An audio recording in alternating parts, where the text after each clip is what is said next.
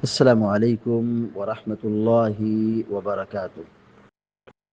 الحمد لله رب العالمين والعاقبة للمتقين والصلاة والسلام على أشرف الأنبياء والمرسلين نبينا محمد وعلى آله وصحبه أجمعين ومن تبعهم بإحسان إلى يوم الدين. أما بعد، فعن ابن عمر رضي الله تعالى عنهما عن النبي صلى الله عليه وسلم قال: اجعلوا آخر صلاتكم باللیل وترا.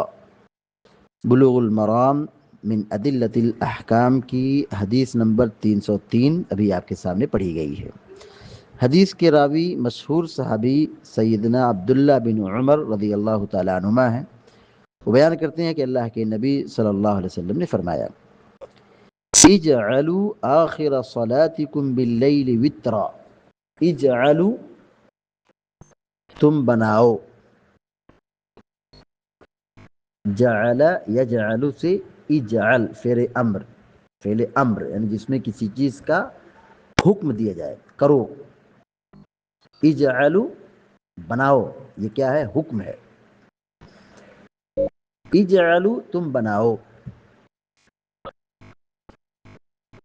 آخر صلاتکم باللیل، آخر مانے آخر، صلات مانے نماز، لیل مانے رات، وتر مانے وتر، مراد یہ ہے نماز وتر. اجعلوا آخر صلاتکم باللیل وترا.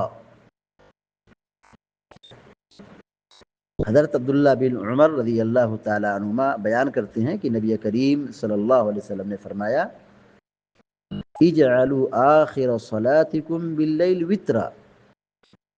نماز وتر کو اپنی رات کی آخری نماز بناؤ. اجعلوا، بناؤ. آخر صلاتکم باللیل، اپنی رات کی نماز کیا بناؤ؟ آخر بناؤ. آخرہ آخر، اپنی رات کی آخری نماز کو وتر بناؤ، یعنی وتر کو آخری نماز بناؤ رات کے اندر. یعنی حدیث کا مطلب یہ ہے کہ عشاء کی نماز پڑھو، عشاء کے بعد وتر پڑھو اور پھر سو جاؤ. اور یہ آخری نماز ہے رات کی. یہ کیا ہے؟ آخری نماز ہے.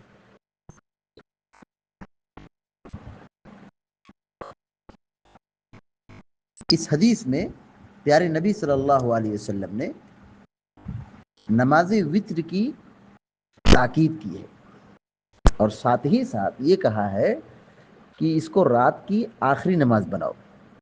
یعنی سب سے آخری رکعت جو آدمی پڑھے رات کے اندر وہ کون سی نماز ہو؟ نماز وتر ہو. یہاں پر جو اللہ کے نبی صلی اللہ علیہ وسلم نے حکم دیا ہے، ظاہر ہے حکم وجوب کے لیے آتا ہے. یعنی آپ نے کوئی کام کرنے کا حکم دے، اس کا کرنا کیا ہے؟ ضروری ہے. نبی کا حکم ہے تو کرنا ہے. لیکن یہاں پر نبی علیہ الصلوۃ والسلام نے جو حکم دیا ہے یہ وجوب کے معنی میں نہیں ہے. یہ کس کے معنی میں ہے؟ یہ مندوب اور استحباب کے معنی میں ہے. یعنی ایسا کرنا مستحب ہے. ایسا کرنا کیا ہے؟ مستحب ہے. یعنی بہتر طریقہ یہی ہے کہ آدمی وتر کی نماز سب سے اخیر میں پڑھے، یعنی نمازوں میں سب سے اخیر میں پڑھے. رات کے اندر عشاء کی نماز پڑھے، وتر پڑھ لے. یا اگر کسی کو قیام کرنا ہے تو قیام اللیل کر دے فجر سے پہلے، یا رات کے کسی حصے میں آدھی رات کے بعد، یا سو کر اٹھنے کے بعد، یا فجر سے پہلے قیام اللیل کر لے، پھر وتر پڑھے. تو وتر کو آخری نماز بناؤ. رات کے اندر وتر کو آخری نماز بناؤ. یہ استحباب کے لیے ہے، یعنی وتر کے بعد بھی نماز ادا کر سکتے ہیں. کوئی ضروری نہیں کہ وتر کے بعد نماز نہیں پڑھ سکتے ہیں. وتر کے بعد بھی نماز پڑھ سکتے ہیں. البتہ افضل اور بہتر یہی کہ آدمی وتر پڑھے اور یہ آخری رات کی نماز ہو. اللہ کے نبی صلی اللہ علیہ وسلم وتر کے بعد بھی 2 رکعت پڑھتے تھے. مسلم شریف کی روایت ہے کہ حضرت عائشہ صدیقہ رضی اللہ تعالیٰ کہتی کہ یصلی 8 رکعات، اللہ کے نبی صلی اللہ علیہ وسلم 8 رکعت پڑھتے تھے. یعنی 8 رکعت کیا کون سی نماز تھی؟ یہ قیام اللیل، تراویح، تہجد، رات کی نماز. ثم یوتر، پھر آپ وتر پڑھتے تھے. تراویح پڑھ لیے، تہجد پڑھ لیے، پھر آپ صلی اللہ علیہ وسلم 3 رکعت وتر پڑھتے تھے. ثم یصلی رکعتین وهو جالس. مسلم شریف کی روایت میں یہ ہے کہ اللہ کے نبی صلی اللہ علیہ وسلم وتر کے بعد 2 رکعت پڑھتے تھے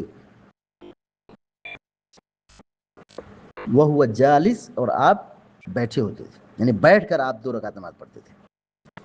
تو وتر کے بعد نماز پڑھنے کی گنجائش. اللہ کے نبی صلی اللہ علیہ وسلم وتر کے بعد 2 رکعت بیٹھ کر پڑھتے تھے.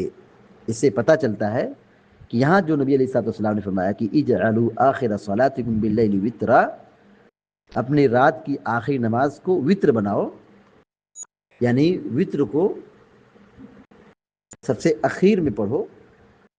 یہ استحباب کے لیے ہے. یہ کس کے لیے ہے؟ یہ واجب اور کمپلسری نہیں ہے، یہ فرض نہیں ہے.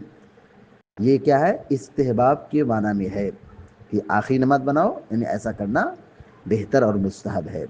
البتہ اگر کوئی آدمی وتر کے بعد بھی نماز پڑھنا چاہتا ہے، قیام اللیل کرنا چاہتا ہے، تو بلا شبہ وہ نماز پڑھ سکتا ہے. جیسے مثال کے طور پر ایک آدمی ہے، عشاء کی نماز پڑھا اور اس کا معمول یہ تھا کہ وہ وتر کی نماز پڑھ لیتا تھا.